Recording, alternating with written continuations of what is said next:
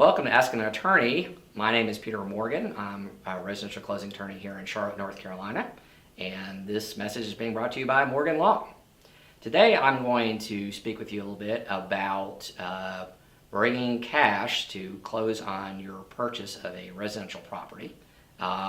This would apply both with true cash transactions where you're actually funding all of it out of your own funds, and also with respect to finance purchases, because of course even when you're getting a loan, you're going to be bringing a certain amount that's kind of your own skin in the game, so to speak.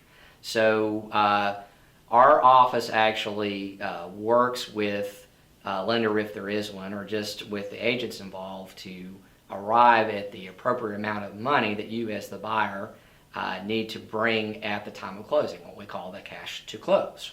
And cash to close has to be in my trust account in order to be able to record the deed and give you title to your new property. Generally speaking, our preference these days is wire transfers. And in fact, my office will not accept any type of deposit from a prospective buyer in excess of $10,000 in anything other than the form of a wire. And the reason is, unfortunately, is that there has actually been a fair amount of fraud in real estate transactions involving fraudulent checks. And we have to make sure, particularly with folks that we have not worked with before, that these are good funds, that these are funds that we know are actually sufficient to cover the purchase.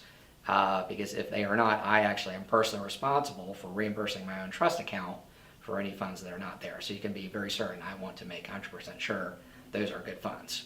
So we have moved to using wire transfers, which are actually about as complicated to get as a certified check. And we do still accept certified funds for smaller amounts, but definitely the preference is going to be for a wire transfer. And you initiate those at your bank, and we actually provide wiring instructions for that purpose. So some really important pointers about wire transfers, because unfortunately that is now actually an area where fraud has moved as well. You should always verify where wiring instructions are coming from.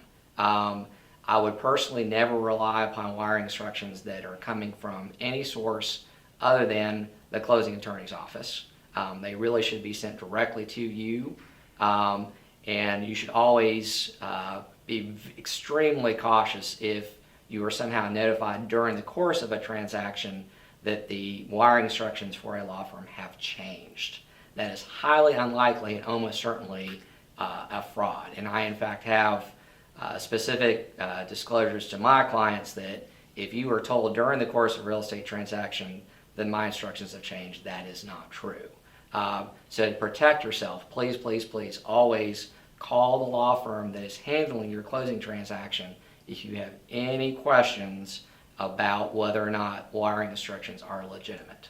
Because if they go to the wrong place and it's not caught really within about 24 hours of when the wire has occurred, that money is gone, and you will not get your house, and you will be homeless if you don't otherwise have a place to go.